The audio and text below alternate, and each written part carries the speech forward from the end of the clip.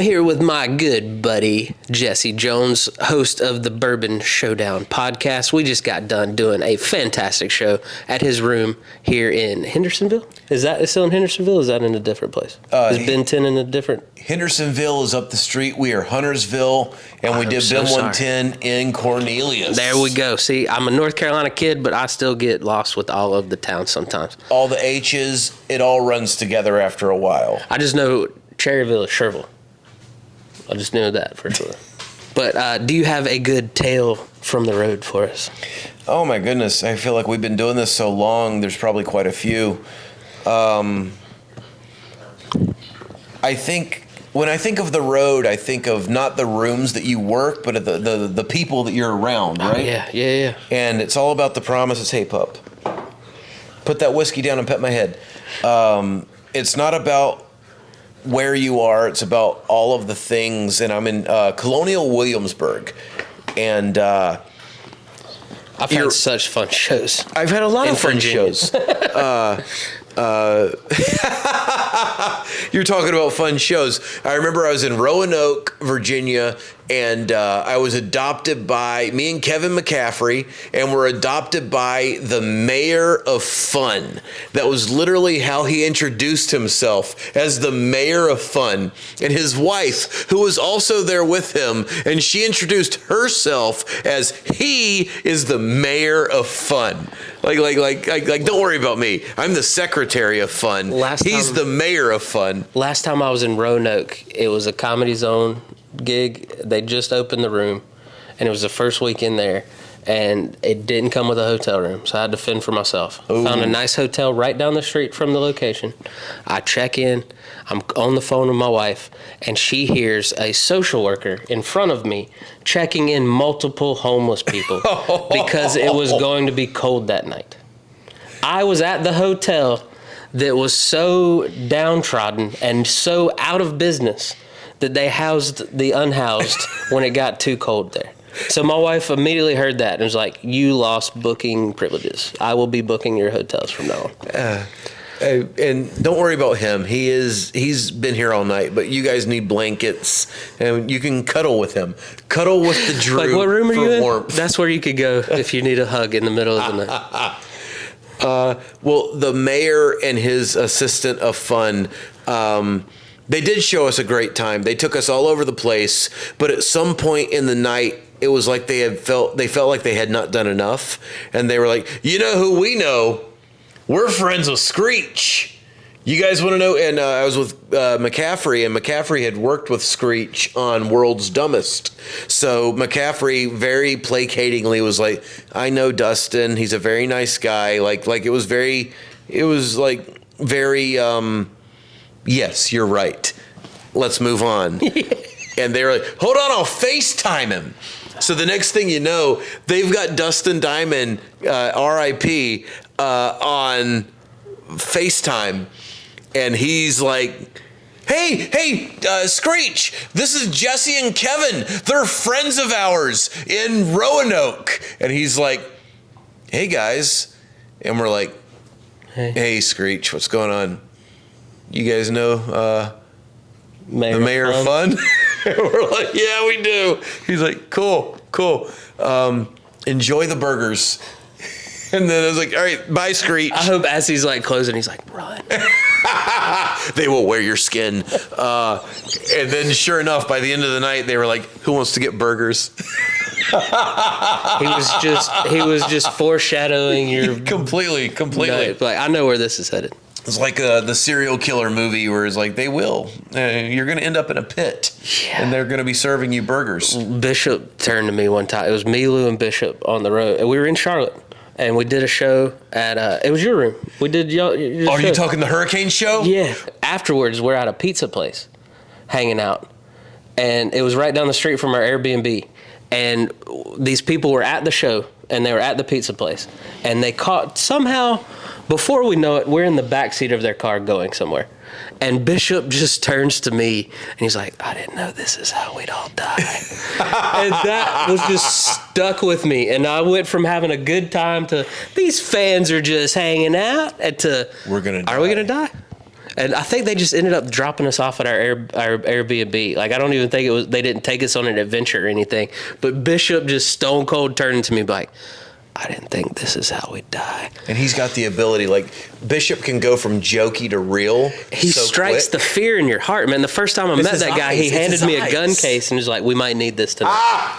So Bishop's always been a cooler for me. Like, when we're on the same show together, one of us does well, one of us doesn't do well. Like, there's never a scenario where we both leave in victory. It's always like Bishop scared the shit out of them and I had a great show, or Bishop was my cooler where he crushed so hard that I had to then go up and be like, hey, everybody. Yes. Who wants to hear about kids? I remember we were doing a show and no one paid attention to us whatsoever. Like, no one listened to any comic whatsoever at any point. And Bishop goes up there and starts singing Night Train. Like, really getting into it. Just going full on. And at the end of it, he had everyone in that bar singing along with him, dude. It was great. We were doing a show in Jacksonville, North Carolina, and Good old Jacksonville. Good old Jacksonville. And Bishop had gone up and he had done his thing. And then I go up after him. Is this a Duck's restaurant? Not Duck. I did that with Lou Margante. Okay. I do the thing where I can figure out if the crowd is going to be dirty or clean based on what's the word you use when you get mad. And the ladies' answer was fun, but being able to see Bishop in the background when she said it was priceless. Because I was like, hey, what's the word you use when you get mad? And the guy, because I always say it to a guy, because you can play into the if the guy will look inevitably at his lady friend for can I say it? Can I say it? And then I get to say to the crowd, don't look at her, look at me. Don't look at her, look at me. And the guy said something like, dang. And that's always a killer in the South. Like you know if you're in the Bible Belt, if they're like dang or shucks, or I've had a lot of darn. I've had, believe it or not, somebody's like, what's the word you use when you get mad? Like, darn. Like, okay, here we go. Like, oh, got him. Just lie to my face. Because it's always the dude that says darn where you can look at him and go, it's not darn. Yeah. You know damn well it's not darn. Yeah. So the lady's probably like 6 feet away and Bishop's all the way at the back of the room. And I'm like, okay, that's not a great answer. How about you, ma'am? What's the word you use when you get mad? And she goes, and that right there is jarring enough, but the look on Bishop's face was like spread it on toast with butter, because it was amazing. He's just sitting there like, he's not surprised. He's sitting there going, there she is. Good for her. We found our white whale. So Louis Bishop is a icon. I call him the Godfather of Wilmington comedy, because 1,000%. he has helped every single comic that has come from Wilmington at some point. Selflessly. Yes, and we'll gladly do it all over again. And I remember my favorite Bishop that he used to run a show on Tuesday nights called Comedy Bingo at the Comedy Club in Dead Crow. Mm-hmm. A great show. Like, first time you could just run 20 minutes and just feel loose about it. You know, just like, let's work on some stuff, you know? Feel free. And there was a comic that he was kind of like everyone's little brother, Joe Lefevre. And Joe had this terrible habit of crushing it for 5 minutes straight and then telling the audience he didn't know what he's doing. Yeah. So Joe goes up and has one of his great sets where he riffs for 5 minutes and the crowd is in stitches. And then he has the audacity to say, I didn't write any of that. Mm-hmm. And you just hear Bishop in the back of the room like, damn it, you don't say that. So that will always stick with me.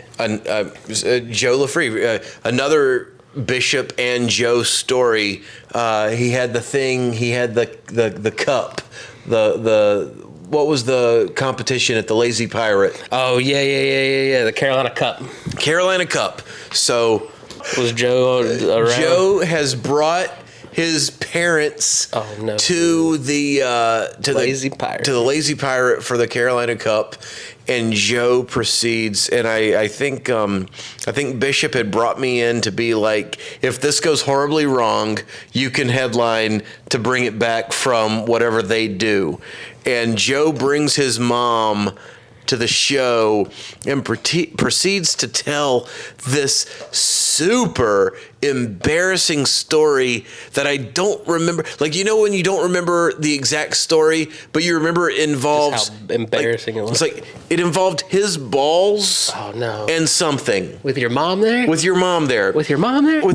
So like, and blah, blah, blah, blah, blah, and then my balls, and then blah, blah, blah, blah, blah, something awful. Like those are my memories from the thing. And he's probably, I love Joe, but he's probably doing it. Yeah, he's got the face. He's got the face.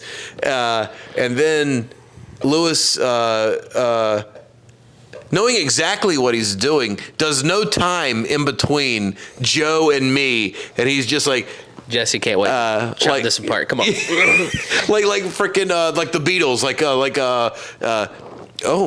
And now the Beatles. Yeah. All right. Well, that's just the respect he had for you, because Bishop probably had 5 things floating around. 1,000%. That he wanted to throw out there, but he's like, I'm gonna let Jesse handle this. We'll just let him clean this up. That's awesome, man. And I'm pretty sure Joe went and sat with his mom before I tore him. At least they could console each other. Yes, yes. Well, Jesse, thank you so much, man. Where can they find you online? Oh, dude. My favorite part about me and you hanging out is that, like, none of this is anything that we had talked about talking about before we started. Of course. Bourbon Showdown, weekly show where we talk to the master distillers across the country about all the best whiskey in the country and in the world. And then just, be on the lookout. Check out our show at Ben 110. It was fantastic. Yeah, we do fun things across the country. So awesome, man. Yeah. Well, thank you so much for Tales from the Road.